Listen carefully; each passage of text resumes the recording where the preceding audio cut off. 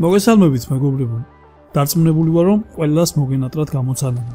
სამწუხაროდ საკმაოდ დიდი ხანია არაფერი არ გამიკეთებია. თუმცა მაქვს ბევრი მასალა და ასევე ჩაფიქრებული მაქვს მეტად ვიაქტიურებ. დღეისათვის ახალს არაფერს გთავაზობ. გადავწყვიტე, რომ ძველი გამოცანები, რაც თქვენ ასე მოგწონდათ, გაგახსენოთ და ამით გაგახალისოთ. დარწმუნებული ვარ, გაგიჭირდებათ, მალევე მოძებნოთ მათზე სწორი პასუხები და სავარაუდოდ ტვინის ჭყლეტაც მოგიწევთ. მოდით დავიწყოთ პირდაპირ. ნომერი პირველი. ვარ თეთრი, როცა დასვრილი ვარ. სუფთას მეძახიან, როცა შავი ვხდები. რა ვარ?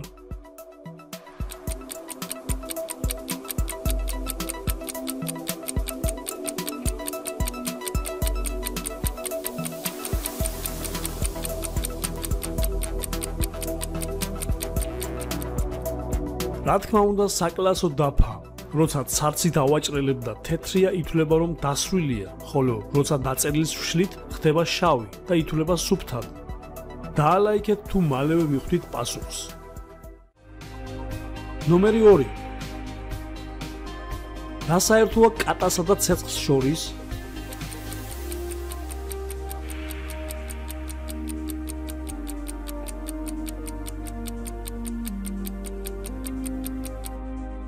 როგორი სასაცილოც არ უნდა იყოს, კატასაც და ცეცხლსაც ეშინიათ წყლის. რა საერთოა ფეხსაცმელსა და ფანქარ შორის?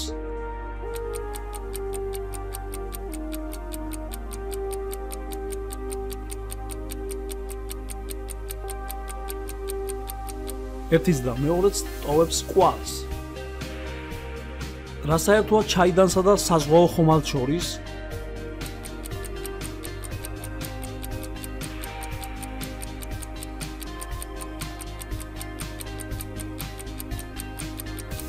ისინი ორთავე ორთქლს უშვებენ. ნომერი 3. თქვენს წინ ძალიან გრძელი ხიდია, 20 კილომეტრის სიგრძის. მაგრამ უკვე საკმაოდ ძველი. შეუძლია გაუძლოს 2000 კილოგრამ წონას. თქვენი მანქანა შიგნით არსებული ბარგიანად იწონის ზუსტად 2000 კილოგრამს. თქვენ მიაღწიათ ხიდის შუა ადგილს. თქვენს მანქანაზე დაჯდა ჩიტი წონით 200 გრამი. ჩატყდება თუ არა ხიდი ასეთ შემთხვევაში?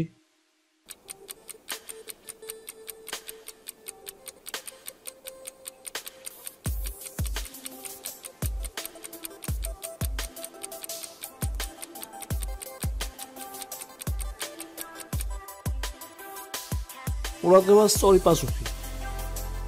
სწორი პასუხია, რომ არ ჩატყდება, რადგან იმ დროში, რაც თქვენ მოანდომეთ ხიდის შუამდე მისვლას და გაიარეთ 10 კილომეტრი, დაწვავდით 200 გრამ ბენზინზე მეც. შესაბამისად, მანქანასაც ამდენივე წონა მოაკლდებოდა და ჩიტიც ვერანაირად ვერ დაგაზიანებდათ. ნომერი 4.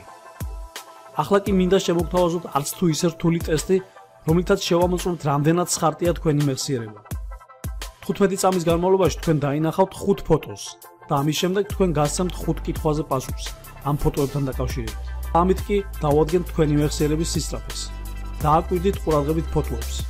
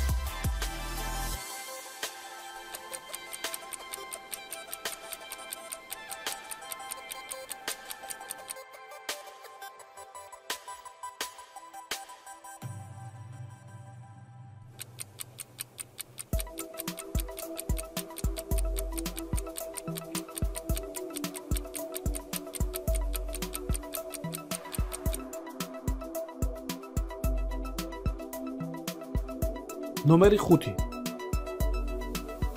ერთ კაცს უნდა დიდი რკინის მილის გადატანა მდინარის ერთი ნაპირიდან მეორეზე. იმ შემთხვევაში თუ ამ მილს ნავში ჩადებს, ნავი მაშინვე ჩაძირვას დაიწყებს, რადგან ვერ გაუძლებს რკინის მილის წონას. ამ კაცს ნავის გარდა ასევე აქვს გრძელი თოკი და სანთებელი. როგორ მოახერხებს ამ მილის მეორე ნაპირზე გადატანას?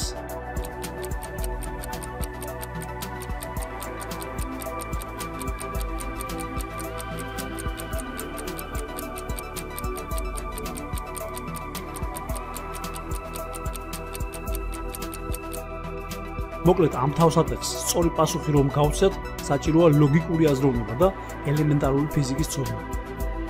ამ კაცმა ეს მილი ნავის ძირზე თოკით უნდა მიაბას. როცა წყლის წნევა დაიწყებს მილზე მიწოლას ქვევიდან ზევით, ეს მძიმე საგანი საკმაოდ სუბუქი გახდება და ეს კაცი მარტივად შეძლებს მეორე ნაპირზე გადასვლას. სანთებელა კი საერთოდ არაფერში არ დაჭირდება. ნომერი 6. თქვენ დიდი ხანი ეძებდით გადამალულ განს. როცა საბოლოოდ იპოვეთ, თქვენ გელოდათ ბოლო გამოცდა. თქვენ წინაშეა 3 პატარა ტომარა.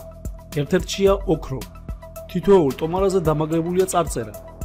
ერთ-ერთ წარწერაზე წერია სიმართლე. რომელ ტომარაშია განძი?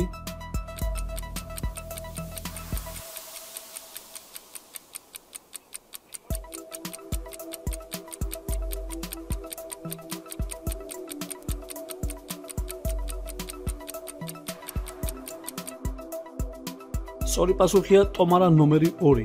ეს ამოცანა იხსნება მარტივი ლოგიკით. ნომერი 7. ეს კაცი გუშინ წინ 35 წლის იყო. მომდევნო წელს უსრულდება 38.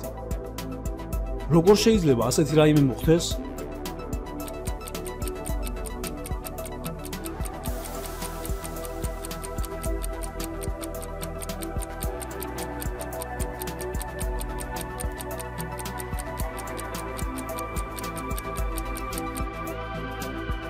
მოკლედ როგორი სიტუაციაა?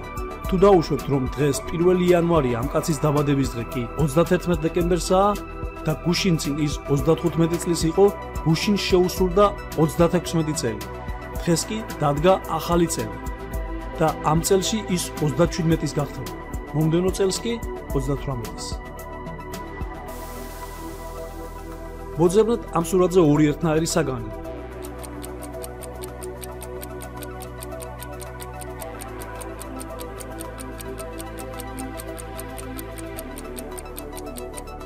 თუ იყავით საკმარისად ყურადღებიანი, ადვილად აღმოაჩენდით ორი ერთნაირი პიცის ნაჭერს. მოკლედ, იმედია მოგეწონათ ჩემი ვიდეო. ნიშნად ამისა ველოდები ლაიქებს თქვენგან. ესაც ბონუს ამოცანა. კარგად დააკვირდით და ამის შემდეგ დაწერეთ თქვენი ვერსია. ახალი ვიდეო კეთების პროცესშია და ძალიან მალე შემოგთავაზებთ. გთხოვთ მოიწონოთ ვიდეო და გაუზიაროთ იმათ, ვისაც უყვარს გონების გავარჯიშება. ახალ ვიდეომდე გემშვიდობებით. ნახვამდის.